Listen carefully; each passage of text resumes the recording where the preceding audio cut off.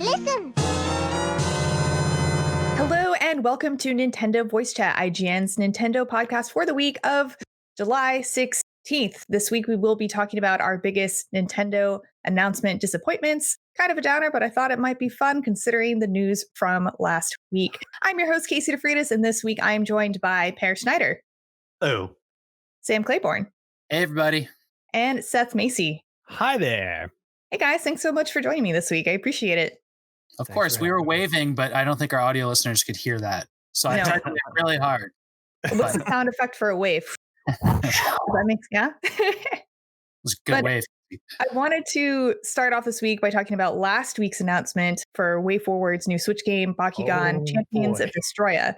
But that's not really the main news here because everyone was expecting something a little bit more exciting than Bakugan. And for those of you who aren't super familiar with this, it is a third-party franchise. It's a Japanese-Canadian anime show with monster collecting and, think Yu-Gi-Oh! But it does have the toys are the ones that have that plastic ball that you like roll out and then it pops into a thing, right? They are pretty cool. That's a pretty cool gimmick. They're cool. Really neat gimmicks. And honestly, I don't think the game looks bad. It's just people got excited for something that maybe was more than a spinoff of a kids series, and that's what we got. So I wanted to. WayForward is like famous for like Castlevania knockoff games, right? Like Metroid likes and Castlevania games, and they have just this whole oeuvre of like amazing, cool, not quite licensed Nintendo games, but like things that are kind of based on games we love. And so I think that definitely built up people's expectations when Nintendo teased it. It wasn't WayForward teasing it; Nintendo teased it. I gotta admit, I immediately went from Shantae to Metroid 2. Just that Nintendo had tapped them to do a 2D Metroid, maybe Super Metroid remake, something like that. I jumped to that too, and then Nintendo clarified on Twitter saying, "Hey, this is a third-party announcement, right?" And then what did you think? Then I went to Castlevania after that. And then I was like, "Oh, they're downplaying it, so it can't be anything great." I did not expect Bakugan. I'm a father, obviously, of 3 kids and 2 boys who were into Bakugan many, many years ago. And I had completely forgotten about it. I didn't know it was a thing anymore. And an announcement to me isn't that exciting because we've had so many Bakugan games in the past. It's not like the first time it gets turned into a video game, Yeah. Yeah. So I can understand. I can understand the disappointment. What did you think, Seth? I kind of laughed because it was not what I expected at all. I think it was Stealth, who has been on the show before, on Twitter said that 150,000 people were watching, and as soon as they revealed the game, 100,000 people left, and there were 50,000 people on the stream. Just boom. No! 66% of people just tuned right out. And that Paper Mario table, right? You just connect your computer, everything goes in the air. And that Paper Mario, the Paper Mario Treehouse segment was more than 30 minutes long. So people were sticking around for a long time waiting for what that announcement would be. You don't need to play that game now. You've seen it all. Yeah, exactly. And they showed a lot of Bakugan too. But it's like a 70s movie trailer. You just see everything start to finish, full explanation. And I know a lot of people immediately jumped to Metroid because they showed that kind of Metroid tease at the end of the original Paper Mario trailer. So yeah. But that's probably why. Yes. And your bunny can dress like Samus in their most recently released game, the jump roping game. Oh, yeah. They just keep alluding to it and then not giving it to us.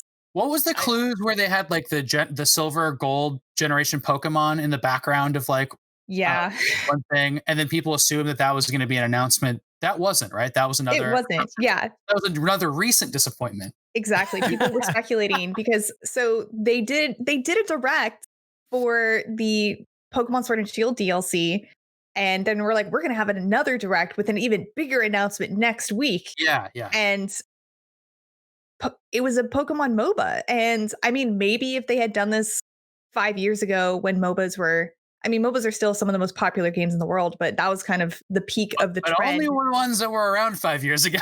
yeah. You never had into the MOBA market. You have to watch out that you don't read into that. You don't see hints everywhere. There are some companies that are really clever at seeding hints early on, and they've kind of conditioned the audience to look for them, right? Like somebody brings out a Nintendo Switch and is like, "Oh, Metroid colors. That means Metroid's going to be announced." It'll happen. I think, wasn't it? There's like a Umberto Eco novel. Was it Foucault's Pendulum, where it's like there are all these coincidences and people think it's a conspiracy, and then it becomes the conspiracy over time. And so, like, usually how conspiracies develop. Maybe if we see Metroid, 2D Metroid everywhere, and these hints everywhere, we're just going to will it into existence. So maybe the thing is, we kind of recently got a 2D Metroid. I mean, it was made out of 3D parts, but it didn't exactly set the world on fire. So I don't know if there, is a lot of impetus on Nintendo's part to just go ahead and make another Metroid right now besides Prime. Has Nintendo teased an announcement with like a cryptic clue? Like, I can't think of anything off the top of my head that they teased. They have. Oh, okay. Well, I guess not cryptic, but they called the revolution for a year. Well, yeah, but they didn't have like in the back of an issue of Nintendo Power a picture of like a silhouette of a hand, and then it turned out to be a Power Glove. Well, something they did.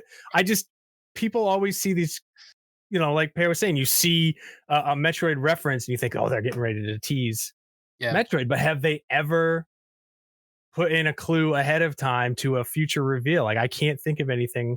I'm sure there were a couple, but most of the time they're duds. It's like people seeing, a Samus pin on Reggie Fils-Aimé's lapel or something, and then of course nothing ever happens. The man is gone. I feel like they do, like, they'll have like, what am I thinking of? Where like they'll have like somebody will be holding an amiibo, and be like, and we have something cool to talk about next week. I feel like that's been done before. It's just a little bit more explicit than hiding something in a background. True. Yeah. So anyway, that was a big hyped up announcement that people got overhyped up for and then became disappointed by. And I wanted to talk about some other instances in Nintendo's history in which that happened, and what were some of your most hyped up announcements that you're so excited to hear about and then were immediately disappointed by. And Go ahead. No, you go ahead, Sam. Well, I was going to say, like, you introduced this as a negative topic, but like, I think the opposite. I think it's so fun to cover and blow up something and conspiratorially write about it and talk about it as journalists, and like, and just wonder what it is over and over again. Even the disappointment is like, whatever the disappointment, like there's always going to be games to play. Like, it's part of the fun. And it's been that way for at least 20 years since I started reading IGN, 1998, 1999. That's how IGN covered Nintendo. And it was like always just like every little bit of information was really fun to follow. And leading up to E3 was always really exciting. And so, just to spin this in a way where it's not like, Nintendo's always letting us down. That's not the case. Yeah, no. We're that obsessed with Nintendo that we follow it that closely. There's definitely an issue with us as people seeing things in places when there is nothing and then getting way overexcited when Nintendo has done nothing to make us feel like that. But it's just, they're things that we're passionate about and we want to get excited about and hope that it's exactly what we want all the time. And if it's not that thing, this is why it's good not to have expectations in anything in your life. And then you can never be sad. All right. So you want to go around the room with disappointments? Yeah. Okay. Per, why don't we start with you? All right.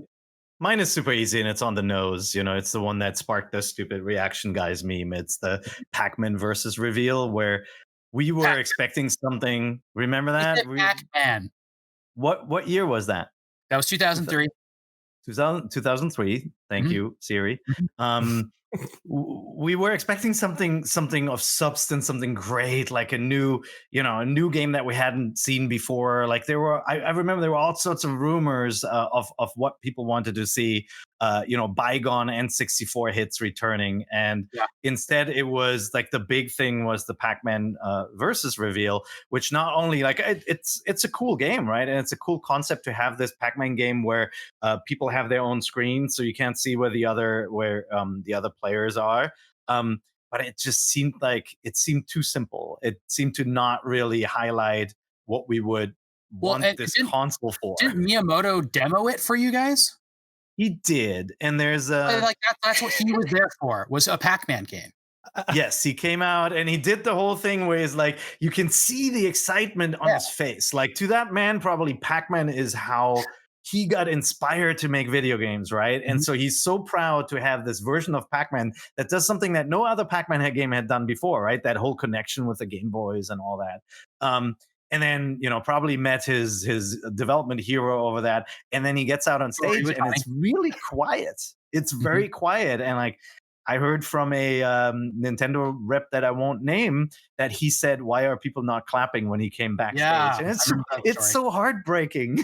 Yeah. But and they were really trying to do the SP game or the Game Boy connection to the GameCube at the time, because they had Crystal Chronicles there and they had Four Swords also, and that was just like the theme of it. But if you ball all that up, and the other games that were there were Pikmin 2 and Double Dash, which are cool games, and like that is kind of a low grade Nintendo E3. It's just that announcement was the Miyamoto announcement, and that's why it was disappointing.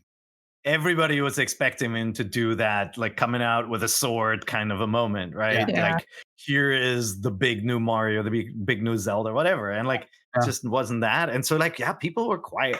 It's if you watch old footage of it, it's just not the roaring applause that once he starts going that people usually give his presentations. It was still charming, and like the game is fun, but it's completely forgotten, and that should tell you something.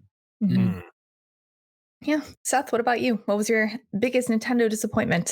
It's kind of recent, actually. It was the Super Mario cereal with the amiibo built into it. I was so excited because we couldn't find it anywhere. I think I wrote a news story about it. And then I was at the store by my house, and I found that they had it. So I bought 3 boxes, planning to eat one, like collect one. And then I don't know what I was going to do with the third.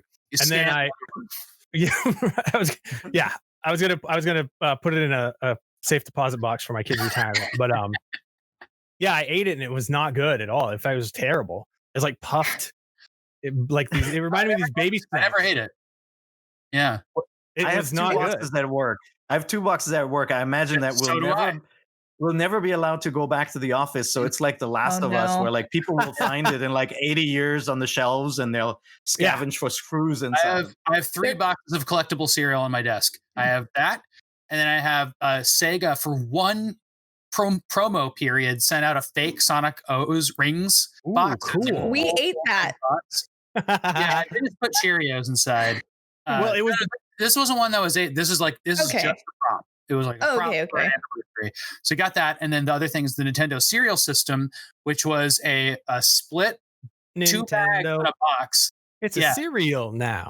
Nintendo. It's for breakfast. Wow. Yeah, there's a little wrap song to that. And it had Zelda on one side and Mario on the other with these like janky images of them. They were like so off model. But it sit at the top like a big Nintendo logo, and it says like Nintendo cereal system. It looks like an NES box, you know? Yeah. The coolest thing. And I remember the flavor of that cereal so well because sometimes I have like a kid's cereal generic. That's just what they used for it. Like that stuff doesn't go away. Like there's some recipe that's like, you know, lime extract and like mandarin orange fake flavor, like whatever it is. Red number 5, yeah, and you're like, oh, this is a kid's cereal I had. But when I had it, it was, you know, when Teddy Grahams had a cinnamon version or something. Oh God. I like that Super Mario cereal was doubly disappointing because I was like, well, it's terrible cereal, but at least it has amiibo functionality with Super Mario Odyssey. It just filled up one of your hearts. That's all it was. I mean, that's what happens when you eat cereal in real life. That's true. You could also do that. Well, if it's cholesterol friendly, then it fills up one of your hearts. Oh, it's full of oats. So it's good for your heart. Yeah. Nice. All right, Sam, what was your biggest Nintendo announcement disappointment? Well, you saw a bunch of my notes, I'm sure, in the run-up show this week. But one I wanted to read is so in 2006, actually, let me walk that back. In 2005, the Revolution was announced, and it was announced at an E3. There was going to be they showed like a box and nothing else. They're like, hey, this is like our new system. And remember, the Xbox 360 is coming out. Everybody knows about that. The PlayStation 3 is coming out. People know about that. So this is Nintendo's like absolute. This is when they were on generational cycles, right? So we're like, oh my gosh, what is Nintendo going to look like in the future? And it wasn't until April 2006, not an E3, where they sent out this press release. Introducing ... we, and I started crying, as in we, the word like we, us, and then it says, well, the codename Revolution expressed our direction. We represents the answer. We will break down that wall that separates video game players from everybody else. We will put more people in touch with their games and each other. And it goes on like that for a while. And then it says, we has a distinctive 2 eyes spelling that symbolizes both the unique controllers, which we haven't seen yet, and an image of people playing it. Sorry, the word was split up there. And so it's like it's talking about like why they branded it this way, where everybody just read that word and was like, they're calling their system the Wii. Like it was so silly and so crazy and so profound. And then it got worse from there, right? We found out that it was like low powered and that it had some exciting stuff. I think the motion controls are actually exciting for most people at the time. And then, it's just like that rollout was just such a bummer. And boy, was that thing a success though. It was like such a huge success story. Every move they made was exactly right. And it was like, but Nintendo fans at the time were like, why are you doing this? And I think they felt that way for a lot of that console. Yeah. I don't even remember. And then again with Wii U. Mm-hmm. Yeah, God. Well, that was a nightmare. But with the Wii, I don't even remember exactly how I felt about it when I watched that announcement. But I know I skipped school and spent my sweet 16th birthday money on a Wii instead of a party. So yeah, I waited in line for 12 hours. Yeah, exactly. Like waiting in line, like first thing to be able to order it. Being excited for, I think we as like this group Twilight Princess. Yeah, exactly. There was just there's no question that I was going to play the next Zelda in the best way possible, and it was like incrementally better, right? It was just widescreen. But what they did that made me stand in line is because they delayed the GameCube version, and I was that's right. really mad about it for GameCube. Okay, yeah, and I was really mad about it, but not mad enough to boycott the Wii. I just remembered I put $5 down on that at a GameStop in Tucson for the GameCube version. I never got that $5 back. Well, there you go. I bet you could still get it if you have your paper copy. I know that. It was on Campbell. Was that the one? I do believe, yeah. Yeah, we see Seth and I know Tucson. I was going to mention there, like we would be remiss without saying that there were other disappointing E3s. There's some funny ones. 2007 was Wii Fit. People were pretty bummed about that. But 2008 was the real one. That's the Wii Music year. That's where like there's Wii Sports Resort and Wii Music were basically it. And the show was all Wii Music. Again, this was like a why aren't they clapping situation, because there was like Ravi drums and Miyamoto came out like conducting. And it was just insane. It was very silly. Height of Wii mania. That was the second where they're not clapping moment. Yeah, for sure. I forgot how bad that year was. I mean, to me, the reveal of the name was a disappointment. I was like, I'm sure in like 5 years, people will say the word and it has lost all meaning and it just seems normal. And we talk about it now and we don't think about how ridiculous a word it really is. Yeah. But it really is. At the time, it was like the internet exploded with ridicule, and then it was underpowered, and so we were kind of latching on to the concept that the controls were so unique that it would create new experiences, and we were imagining, swinging the sword in a Zelda game, and that would be different enough to make it exciting. But yeah, obviously, as a hardcore gamer, it was just not a very powerful machine. Had some good games. At the time, Nintendo or IGN was divided. This is when I started working at IGN. It was divided by platform, and it was like the Nintendo team had it hard. Like it was, until we took off, it was like Xbox team and PlayStation team was just like, what is going on with your system over there, guys? What is going to happen with this? And Nintendo fans got really defensive. And I just remember the console wars being very virulent at that time. Nobody survived. There were no survivors. No, it's sad. It's a terrible, terrible war. But I wanted to move on to see what you had to say, the listeners or watchers, because we put out a call to action for video comments from you to answer the same question we just did. IGN has a new video commenting system at the bottom of every article, and it's called Yappa, and you can leave us yaps. So we put out an article, posted it in our podcast forums, and we picked out a few to show you. And I want to start with a yap from Sunny Vaughan. Here it Hi, goes. NVC. It's your Scandinavian friend, Sunny Vaughan. I was super hyped when the Mario vs. Rabbids got leaked, and I was just excited to see how bad it was going to be. Imagine my disappointment when the announcement was actually one of the highlights of E3 that year. And, the game ended up being amazing. I completed it 100%. Love it. That's it. Get the thing. So he wanted to hate on it. But he couldn't because it ended up being so good. That's great. I think a lot of people wanted to hate on that game. And I think a lot of people were surprised at how good it was. Yep. Mario with guns, remember? It was weird for so many different reasons, and then the game is absolutely delightful. Yeah. Remember, everybody, if you keep on saying words like "we" and "yap," they become they become normal. Yeah. That's right. They become normal. Perfectly cromulent. And now I haven't. Against the soul. Yeah, thank you, Sonny. And I was going to talk about my personal biggest disappointment of E3, but we got so many yaps about the same thing. I figured to pick one, let them talk about it, and then we can mention it. This one is about the Wind Waker announcement from Phil. Ooh. Hey NVC, Phil here. My most disappointing Nintendo reveal was actually Wind Waker. I remember being really hyped for Zelda on GameCube, especially given how good the likes of Rogue Squadron 2 looked. And that Space World 2000 demo that showed Link and Ganondorf fighting looked a phenomenal continuation of the Ocarina of Time art style. But I remember that Wind Waker art style being revealed and me and my friends discussing just what on earth was Nintendo up to. And we had no idea what they were thinking. As it turns out, of course, they do have a better handle on what works than a 12-year-old does. And it ended up being one of my favorite games of all time. And I still prefer it to the more realistic Twilight Princess. That was a great comment and exactly how I felt. I mean, I was so hyped up for realistic Zelda. I was coming off really loving Majora's Mask. I mean, still, it's one of my favorites. So I was looking forward to a dark tone, realistic Zelda game. And then they showed Wind Waker, and that's not at all what we were expecting. And I think that just ties into the fact that Nintendo needs to not do that. And Pokemon. And I think maybe surprises with nothing leading into it might be better going forward. It was really funny. I remember, again, this was one of those moments where the internet exploded again, and we got calls from people who were at the show. I wasn't actually at the event. I saw everything secondhand. That's right.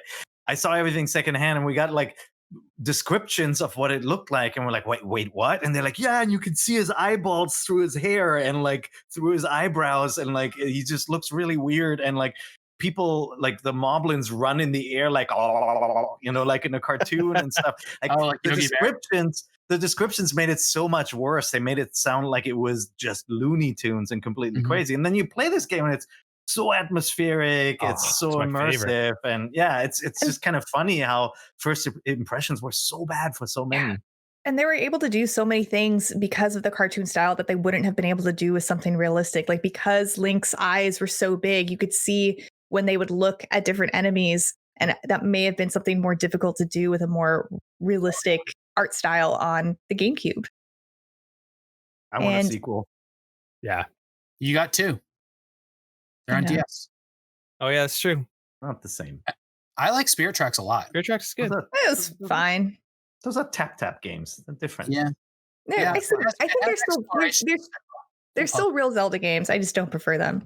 But this next comment is from Ricky about the Wii U announcement. That looks like Greg. But that is Greg. What my most disappointing Nintendo game was Mario Tennis Aces. I was hoping for a Mario Strikers game. Oh. We'll talk about Greg's comment first. So I remember, they announced Mario Tennis Aces. It was a surprise mini direct. So no one was expecting anything. So it was just about tennis. There were a few other announcements during that. I think it was like the January 2018. Okay. That was like the big reveal. I remember. Yeah, Mario Tennis Aces. Yeah. And go ahead. No, you go ahead, Per. No, Strikers is kind of like the dark horse game that you don't think about a lot, right? It's actually a really good Mario soccer game. Yeah. And it's just kind of, it's forgotten. It's not talked about a lot. Whereas like the Mario Tennis franchise continued. I'm surprised you was expecting Strikers. I was not expecting to see Strikers ever again. I wasn't expecting tennis either so soon. No. But we might have gotten a tease about that being a sports related thing. I can't remember, but I remember speculating about sports for some reason, and I don't know why. And so, because everybody really wants golf too, right? Because like Mario Golf is like the last Mario Golf was so in depth and everybody loved it. It's been a great series, but like tennis is like, I would say it's not even at ups. It's just had like kind of mediocres and downs, and like I don't know why that came back, but man, Strikers. That's a good party game. Great for taking your Wii controllers off and playing short matches, or not Wii controllers, sorry, Switch controllers. It'd be awesome to have Joy-Con, Mario Strikers. It'd be super, super cool. And our last yappa of this week's episode is from Ricky about the Wii U announcement. Hello, Casey. Hello, NVC crew. Wiki here. And to me, one of the most disappointing announcements was the one that Nintendo made on 2011 with the Wii U announcement. It was just too cringe to watch Reggie up there in the big stage trying to make sense of the whole name for the Wii that was no longer the Wii, it was the Wii U, right? He was unifying, it was utopian, it was unique. It was just too hard to watch for me. And of course, with the whole Wii U flop, well, the more reason, right, for that to be one of the most disappointing moments. That was for me the one that I would choose. Saludos desde Mexico, Wiki signing out. It's funny hearing that after just reading the messaging about the Wii. Like in both those cases, like they did make a big deal about the name. And that one, like they had already screwed up, I think, with the Wii. It was just such a weird marketing catastrophe until it wasn't. But the Wii U, boy, that didn't end up good at all for the name or system. You remember the code? It's all about voice, right? Like, do you want to explain your marketing and name choice reasons in marketing terms to a consumer audience? No, right? You don't want to go out and go Wii U and the U stands for. It's like when you have to explain it, it's done. Well, you see, I owned five. The five means no. Mark Ryan and I bought ProjectCafe.com. Nice. Why? Oh wow, that was the code name. Wait, I thought it was the Nintendo Stream. I don't remember Stream. I remember they really remember that hard. But Project Cafe was the thing that I remember. That was like leading into E3, and they talked about it a little bit. That could have been 3DS. Maybe it was 3DS. Maybe. I don't know. Project? But I just know because I wrote a feature for OneUp.com called My Dream for Nintendo Stream, and it was all the features I wanted to see. You might be right. You just wanted to write it around each other. When I was at that E3, I think that was Nintendo's last in-person conference. That I don't think they did one after that. But I was in the audience. I got to go to that conference, and it was like frantically writing news and stuff like that. Or, it was kind of a mess. I think Pear was there too, and they showed this video, this graphical demo, which I've been thinking about a lot recently. Because it's like it was just this yellow bird flying through like a Japanese forest and then through like a little village and stuff like that. And like, it looks exactly like the game I'm playing right now, Ghost of Tsushima, which is like really funny because you follow these yellow birds in that game and through Japanese villages. And I just been thinking about that. It's really funny to revisit that. That's true. Project Cafe is the Wii U. I used the power of Google. Thank you. That's right. But it could have been It could have been Stream was something else that was like part of the cycle where there was some leak about it or like that might have been the official name, because I vaguely remember that too. But also maybe OneUp never existed and maybe this is all in your head. Oh man, well that was a great thing I imagined. I was trying to remember why I was so all in on the Wii U at launch, because I mean it is a silly name, but I remember it's because I was an intern at Gamer Magazine while people were doing hands-on previews of the system. So I actually got to play the Luigi mini game from Nintendo Land, and I got to play Zombie U. And I thought those two concepts sold me on the Wii U. I thought they were so cool and so interesting. And I assumed all of these games would be doing things like that. And I mean, some of it took advantage of it, but not everything did. But I still don't regret my purchase. Nope. I loved my Wii U. I still have it downstairs. Connor wants me to hook it up again so he can play Wind Waker. I very much like my that speed sale makes it all the difference. So anyway, thank you everyone so much for your yaps and or video comments, whatever you want to call them. We really appreciate it. And on the next show, we will be answering this question from Eric Saitz, and we want to hear from you too. So submit a video comment below the IGN.com article for this episode, and we might play it on the next show, which isn't next week. It's actually the week after that on July 30th. So just be aware, next week we will not be having a show. There's a lot of Comic-Con stuff going on, so look forward to that instead. But anyway, here is the question that we would like you to answer. Does anyone on the panel have moments from gaming that hold a special place in their hearts in terms of the story impact? Is it made more meaningful when gameplay is involved, like in Super Mario Odyssey? And what are your thoughts on the different effect video game stories have on audience as opposed to movies, books, TV shows, etc.? We'll be answering that question along with you guys next week. So please leave us your yaps. And we'll post that in the Facebook group and stuff too, to make it easy to find links and stuff like that. Yes, look for it. But let's move on to some smaller news of this week, including the fact that Crysis Remastered will still be released on Nintendo Switch on July 23rd, even though they said they were going to delay it to make it better. Sam, what are your thoughts on that? Well, it wasn't like they said they were going to delay the premiere graphics versions, the ones that like really matter and should really show off. Like that was, I think the quote is, I had it here. This extra time until release will allow us to get Crysis Remastered up to the PC and console breaking standard you've come to expect from Crysis games. Is the Switch a console or a PC? No, it's right in between. It's kind of like a handheld console hybrid. So they kept to their word. Yeah, that is true. But yeah, I think they got it looking as good as they're going to get it looking on the Switch, and that's fine because it's a portable version of Crysis. It's not supposed to be anything else. Yeah, that's fine. I completely agree with that, and I think that's all we need to say about Crysis. Still coming to Nintendo Switch, so you still get to look forward to that. But another piece of news is that Lego has teased an NES set following some leaked pictures. I love it so much. It's going to be very expensive at $261 US. Oh, it's actually 229. 229? Yes. Well, it's 229 euro. Did they make sure that it's 229 USD also? It listed at 199 and everyone lost their minds. And then 5 minutes later, it was 299 and everyone lost their minds for a completely different reason. And then 5 minutes after that, it was $229 and it has remained firm ever since. So we negotiated with them through outreach. We did it. Still got it. I'm gonna buy one. Yeah, I cannot justify $229, so I'm trying to figure out how I can get a side hustle. Like I saw all these pictures and I don't have a good sense of scale, but I think like that's pretty big. Yeah, it's like 2,300 pieces. Which is how much of a Millennium Falcon is that, Pear?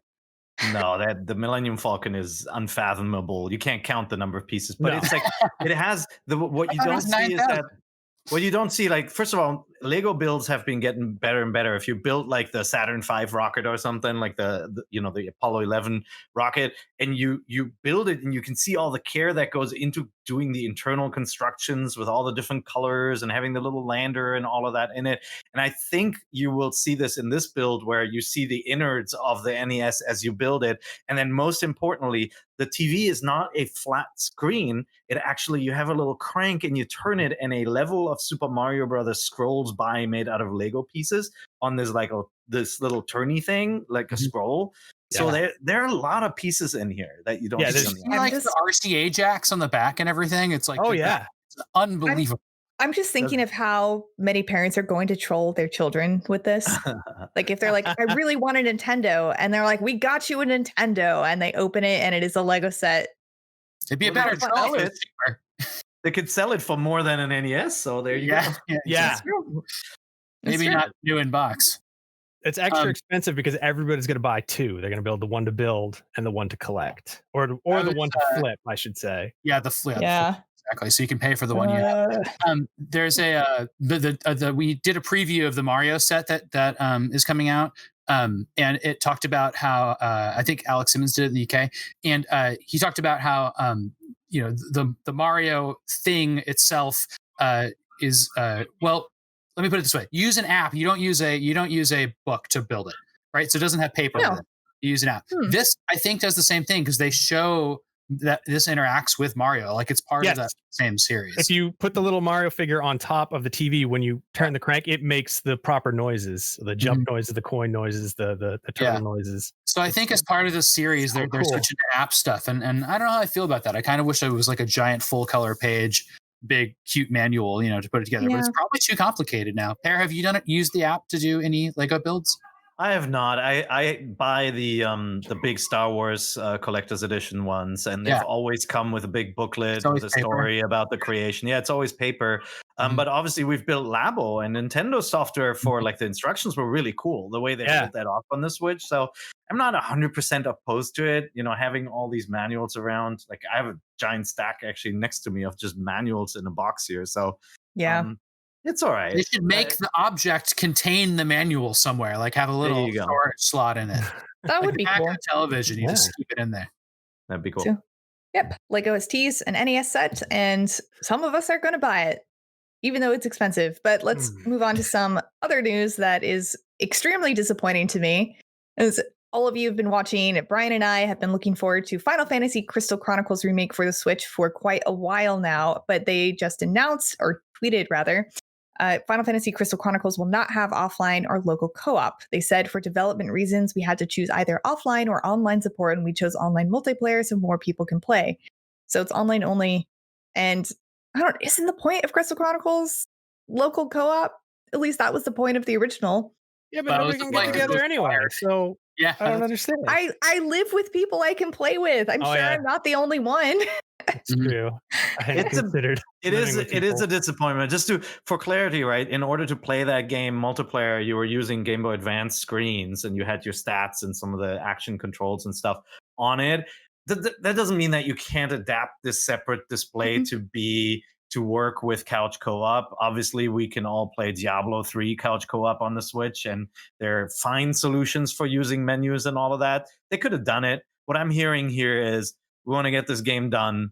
We looked at how many copies it's going to sell, and we don't want to work on it for an extra 2 months to create couch co-op and an offline mode, and so we're just going to do online. No, it's a bummer because it means you have to have multiple copies too if you want to play with your friends. That's the biggest bummer. I was hoping they could at least compromise by doing what Clubhouse Games did and letting you download a free guest version, which would let you then join the game with a separate Switch. But I don't know how complicated that is. I assume it's semi-complicated considering how few Switch games do that. But that would have been, I would have purchased it with that, but with 2 copies online only. I don't know. Not awesome, but right now it's fine. We can play online. I understand. I'm not happy about it, but I understand. Yeah. And next set of news is that Reggie has joined Rogue Games as an advisor. And Sam, I think this is your note. He said it's a sign of Reggie still keeping his gaming Nintendo collection alive. Yeah, actually, like full disclosure, the CEO of Rogue Games actually used to be an editor on our team, Matt Casamassina. He was the guy on N64.com, IGN64 that I worked with for many years. And, he's had a love for Nintendo games, obviously. I don't think it's coincidence that Reggie's joining the board. Jack Tretton was already on the board. I feel like this is definitely a sign of them going more into Nintendo territory. So, if you liked Matt and his views on games and you trust his taste in games, it might be a cool thing coming for the Switch. They made an F-Zero-ish game for Apple Arcade. They did, yeah. Yeah, they've got some cool stuff. And they're making like a PT-looking game called Under as well. There's some interesting software. Look, Matt knows games. I don't know if he knows how to run a game company. Sorry, Matt. I haven't seen the evidence yet. But I'm really curious. And if he becomes rich, then we're just going to make him pay for everything. Cool. Perfect. And I got tripped up. But the next news is that the Joker and Hero Amiibo release dates have been announced. We first heard about these Amiibo during a sort of Smash Direct when we learned about Min Min, but they're going to be coming in October 2020. So really not that far away. You get some more Amiibo. I know it's going to be Best Buy right now. You can, I don't know if they'll still be there tomorrow. Oh no. I pre-ordered. As you know, that goes without saying. I'm on this quest to have every Amiibo ever, and these should be really cool. Joker looks really cool. Yeah, the Joker Amiibo looks amazing, and I would say even if you aren't a Smash fan, but you are a Persona fan, you might still want to buy this one anyway. Yeah, they just keep getting better and better. How will you get the Amiibo to the Amiibo display in the office? Have you had to confront that yet? Has anything come out since March? No, I don't think so, right? Like, I'm trying to remember. Yeah, so you'll have to get that. All right, we'll have to figure that out. We'll have to take a picture with its brethren. The poor office. We still have all of the Animal Crossing Amiibo cards on the floor. Yes, we do. When the apocalypse happens and someone goes into that building 20 years from now, they're going to be extremely confused. No, the apocalypse happened. And anybody that goes into that building now is extremely confused because they're going in there and they're like, why is there a picnic blanket on the floor with 400 trading cards in the middle of this giant desk area? Because that's what we were doing when we never came back to the office again. Wow. Guys, someone has to go in and leave cryptic written notes all over the place for someone to find. It's like how Fallout, the bombs dropped right around Halloween. So there's a lot of houses that have Halloween decorations that they play up in that series. Oh yeah. It's really cute. And the last news story of this week is that Super Mario Bros. Is sold for $100,000. Sam? Yeah. Tell us more about that. This is definitely Sam territory. Yeah. Well, I wrote up an explanation of why this is a few months ago, because one similarly sold, and I will explain what's going on with this. So when the NES came out, it was like kind of a soft launch, and they released a couple of games alongside of it. And it was called the Black Box series. This is what these games look like. They're black boxes. That's why they're called the Black Box series. And there's 20 or so of these.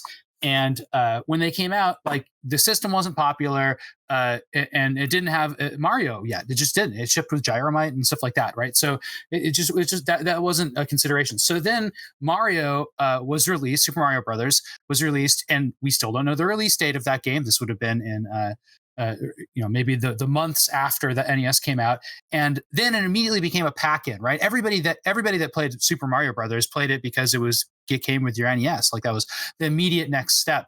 But if you were a sad kid that had Gyromite and an ROB and an NES, you had to buy a box copy of Super Mario Brothers new, which was expensive and weird to buy when all your friends got it for free, right?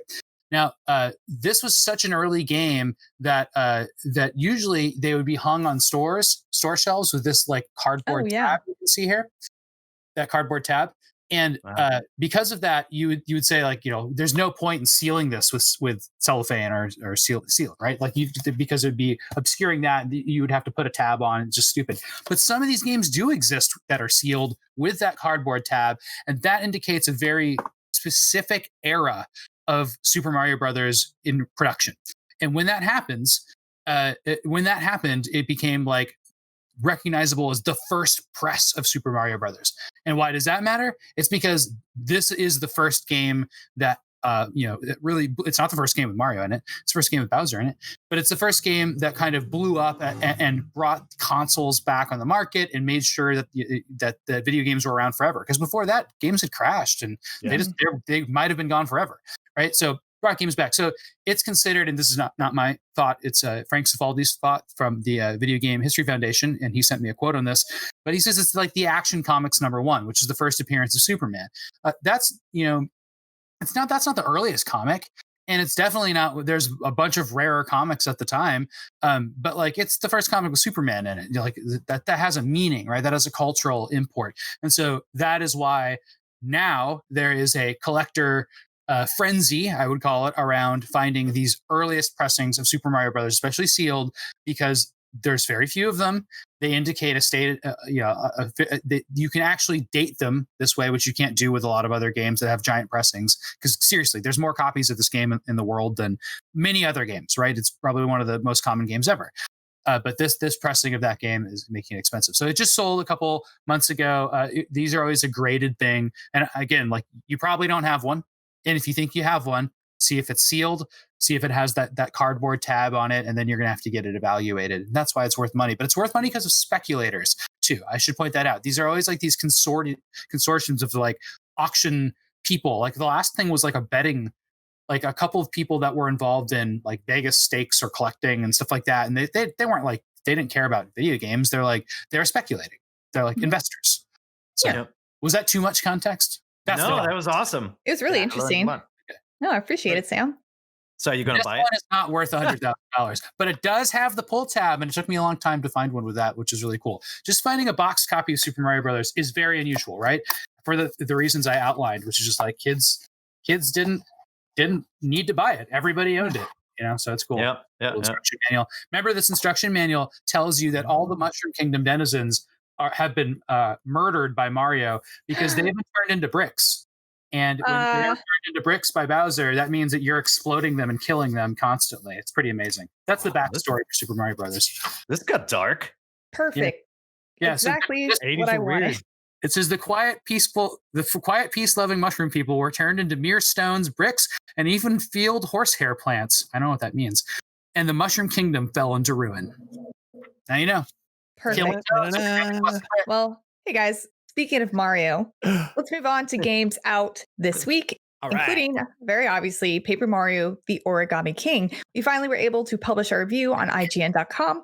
And though I don't think any of us here have played it, Zach was able to talk about his hands-on impression last week, and we will, of course, talk about our hands-on impressions more the next time we have the show. But just to sum it up, Cam Shea, our reviewer, gave it a 7, and he says The Origami King is a truly likable game despite the shallowness of its new spin on gameplay. Its characters are winsome, its visual design is gorgeous, its world is fun to explore, and its storytelling is outside the box and playful. At the same time, however, it could be so much more. Combat is largely unfulfilling, and your journey as a whole lacks meaningful choices. For a series with RPG roots, that's a real shame. And just for the record, 7 is good. Yes, 7 is good on an IGN scale. 7 is good, and I feel like there hasn't been a bad Paper Mario game, spinoff or not.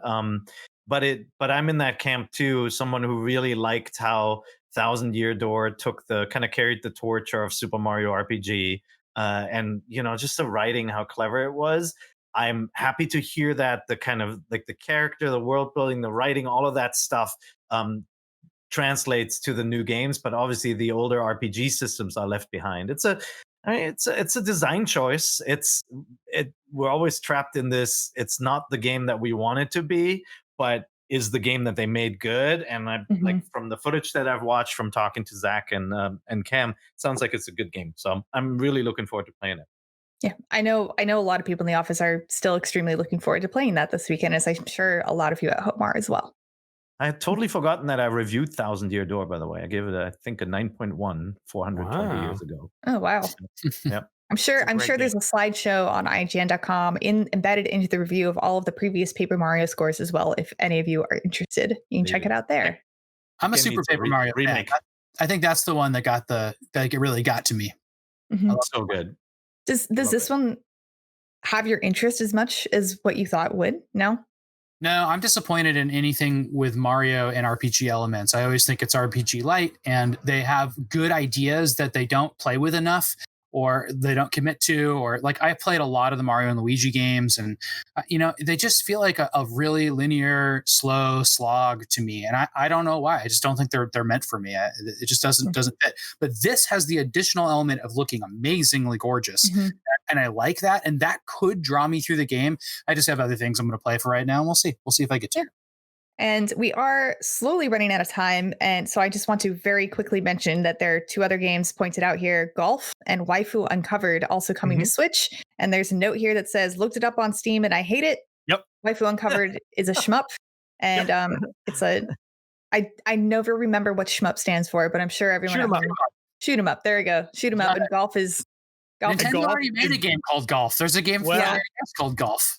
This one is not that game at all. This one, it looks like someone took the Roblox graphics and stretched them out real good and made a golf game out of it. It might be a great golf game. Aesthetically, it's not my cup of tea. So a Roblox golf game made in dreams. Perfect. Pretty much. Perfect. $9.99 on the eShop. But let's move on real quick to what we're playing before we have to go. Pear, I definitely wanted to ask you what you thought about CrossCode. Oh, CrossCode is really cool. Tom had mentioned that the PC version last year got a lot of attention. You'll probably, if you watch a video of it, you'll instantly think Chrono Trigger because the art style, just the 16-bit look of it, looks exactly like the tile sets from Chrono. But the actual game is a little bit more of a mix of like Secret of Mana, Link to the Past, Chrono Trigger. It's got some shooting elements in it. It's a really big RPG. I've only scratched the surface. I think it's like something like 30 to 60 hours long.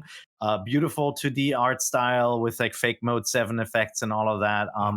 It's set in the you play inside this futuristic MMO as a mute character named Leah, and like you learn these different skills. You can attack people, you can dodge. It's all done quickly, so not as slow as Secret of Mana, but with stats being displayed on the screen. It's got the numbers popping out when you hit enemies. And then you have this ball mechanic where you can shoot these spheres around corners to hit switches. So you can imagine it makes for these kind of intricate puzzles to unlock openings and figure your way out of a situation.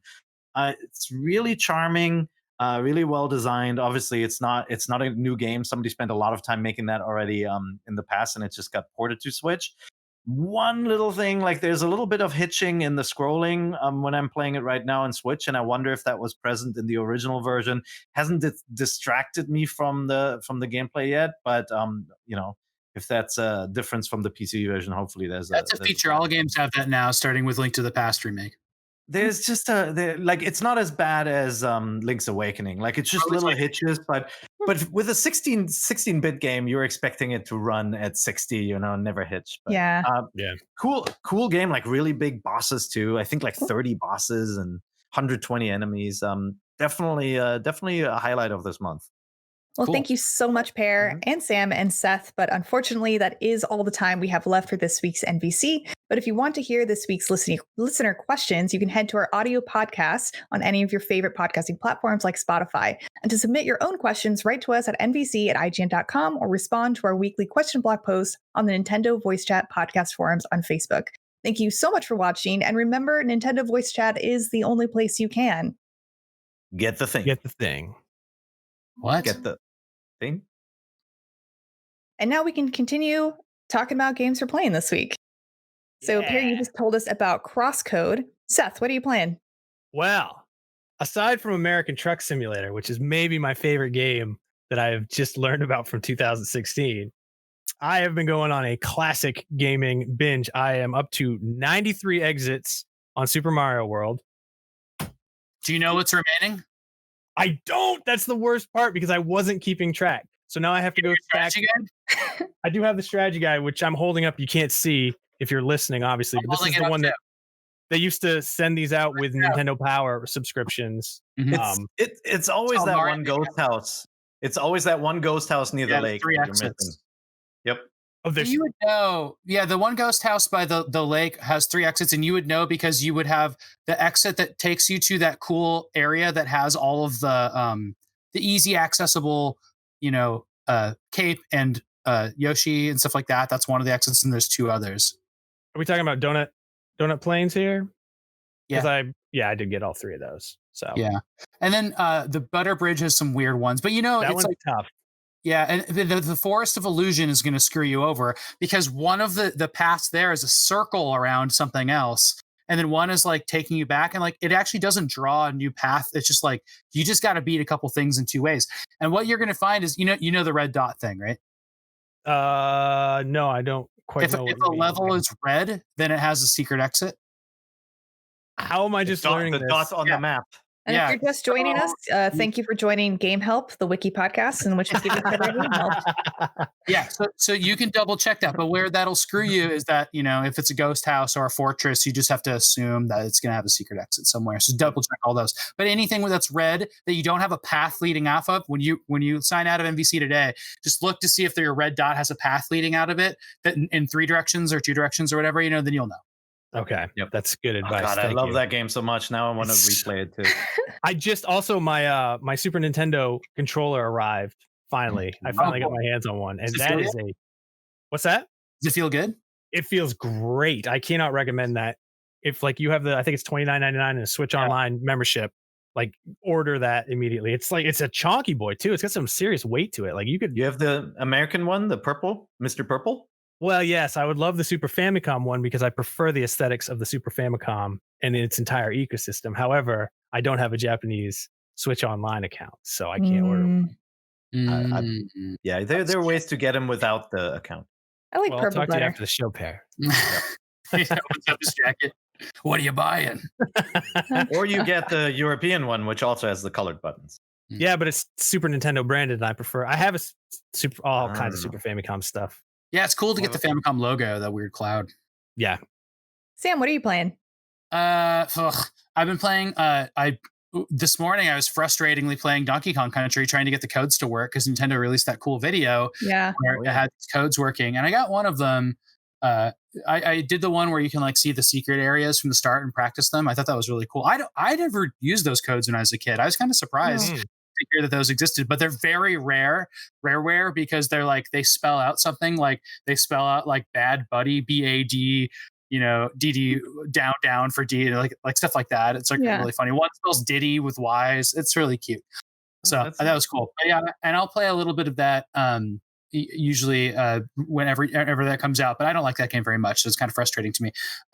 Now I loved it at the time, so I've been playing that, and then I played Natsume Wrestling, the other game they released. Oh my god, it's so bad. It's barely localized. It has hilarious localization names, just punctuation everywhere, like sprite issues. It's just such a crazy thing to exist. Like, it costs some money to put that thing out, and nobody wants it.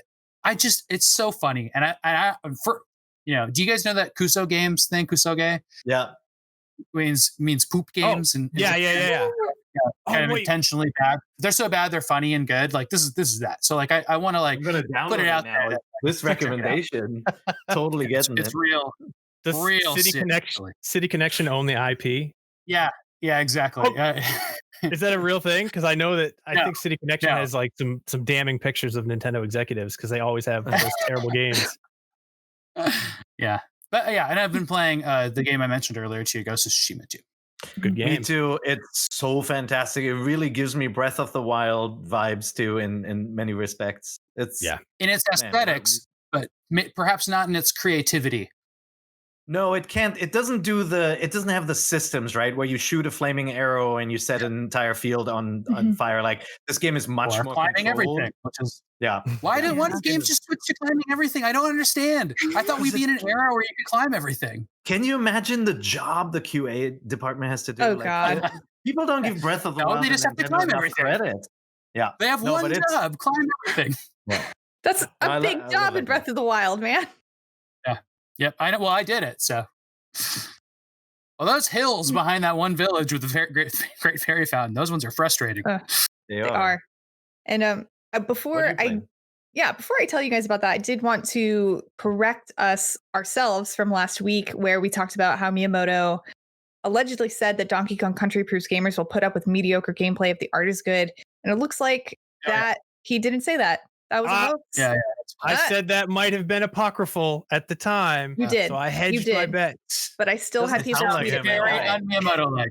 It's very un-Miyamoto-like. Yeah. Well, he did not say that. One of those urban legends that we did some great features on. Yeah, my uncle heard it. He works at Nintendo.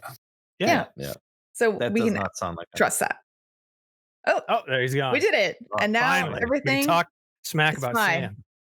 Apologies. I did not know that Sam had a heart out and we went a little bit over. But just really quickly, I played a little bit of Clubhouse games. And it's good and it's funny, but a little bit disappointed that there are only a handful of 3-player games and you can't just add in like a computer for the 4-player games. Like, I thought you would have access to both, but you can't do that, unfortunately, unless you're playing single player. But that's fine, because there are more than 50 games to play with 2 people, so plenty of content there. But yeah, those are the games that we have all been playing. I know Pear talked about CrossCode, and Seth, you talked about Donkey Kong Country and Super Mario World, and same thing with Sam. It was Donkey Kong Country. So there we go. Like, we're getting value out of Nintendo Switch Online. People are playing those games. Onto Paper Mario. Onto Paper Mario. Yeah. At least it held everyone over for like a week or 2. Oh, golf. I mean, I'm just saying. Or waifu. Waifu uncovered. No. But let's move on to question block. We do have a few listener or viewer questions. And the first one is from Nina Schleider. And she says, with how the recent Treehouse tweet by Nintendo is received, the recent Joy-Con drift communication fiasco, and the overall non-communication from Nintendo, what is one thing you would like them to change to improve their marketing and PR worldwide?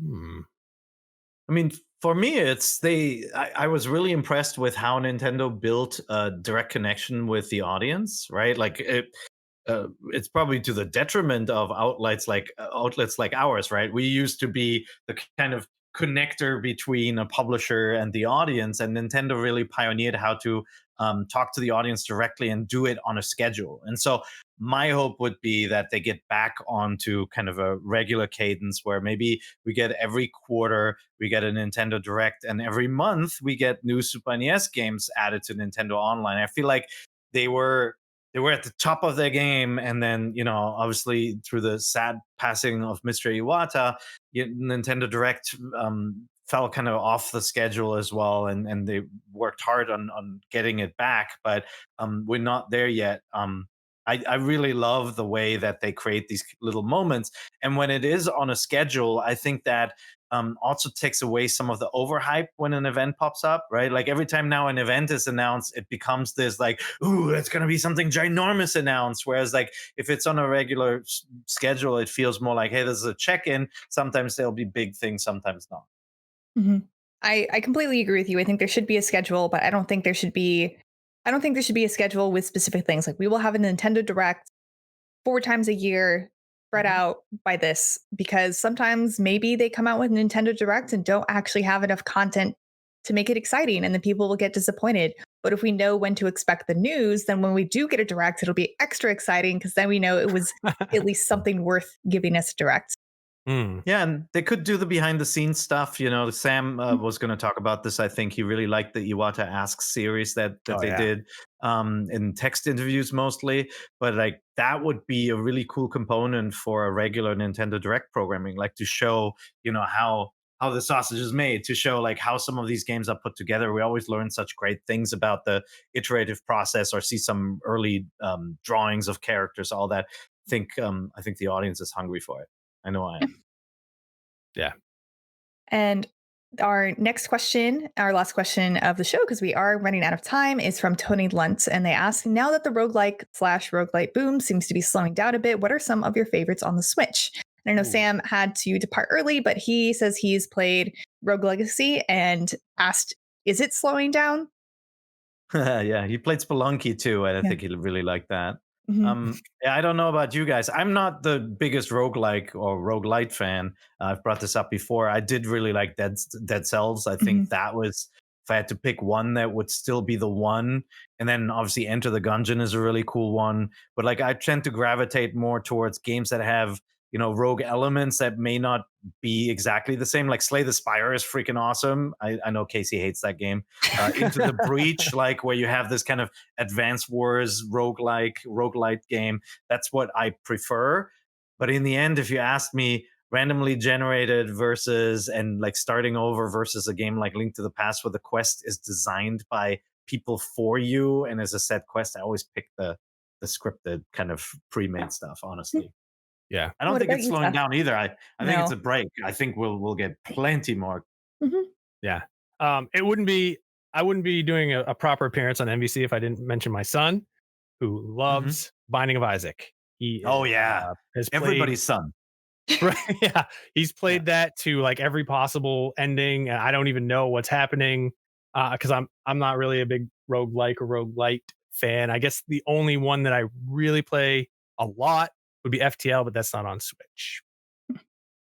Oh no, you go ahead, Peer. No, I was gonna say my son put hundreds of hours into that game, and like I've played a little bit, and I can see the appeal, but like there's a lot of crying and a lot of poop and a lot of blood. Yeah, starting to make sense now why young teen kids would like it so much. All right. It was originally on Newgrounds, wasn't it? Oh, was it? Is that? I could be totally wrong, but I remember playing a Flash game like Binding of Isaac on Newgrounds. I don't know. I could be wrong. I could be totally wrong, but I just remember playing it, and I didn't own a gaming PC at the time, so I don't know how else I would have played it. So what are yours, Casey? Well, I mean, it's obvious, right? You guys already know. I'm honestly not usually that much of a fan of roguelikes or roguelikes, but Slay the Spire is amazing and fantastic, and I will always play that. And I think the roguelite element makes it so much more replayable than a lot of other games. And I think, paired to your point, a lot of roguelites feel less polished than games that were designed step by step with everything by a human. But I think something like Slay the Spire does it in a way that makes it feel polished despite that. Yeah, that's true. And look, there are a lot of gamers who really like that randomness. It's people who really like skill games, right? Where it's all about learning learning patterns, and learning how to react to changing situations. Like I'm a different kind. I'm more of an explorer kind of guy. I gravitate towards open world games and adventures, and like also Uncharted games that are a little bit more linear. But I think my son is much more of the kind of trying to get every little thing out of a game by becoming really, really good at the mechanisms, and then reacting to all the differences that a roguelike throws at him. So I can totally see the appeal. Yeah. Different strokes. So that is about all the time we have left for Nintendo Voice Chat of this week. Thank you so much for watching and or listening. And remember, NVC is released every Thursday at 3 p.m. Pacific time, except for next week, because next week is Comic-Con, and there will be a ton of Comic-Con content. So apologies, you will not be able to get your Nintendo news from us, but we may have something in the works instead, but it won't be a brand new episode. But we will be back the following week of July 30th. Again, thank you so much for watching, and thank you for joining Parent Seth and Sam, who's not here. And remember, NVC is the only place you can get the thing.